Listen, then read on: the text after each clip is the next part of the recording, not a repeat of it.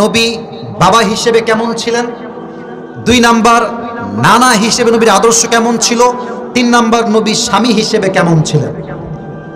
এবার দেখি আপনার উত্তর দেন।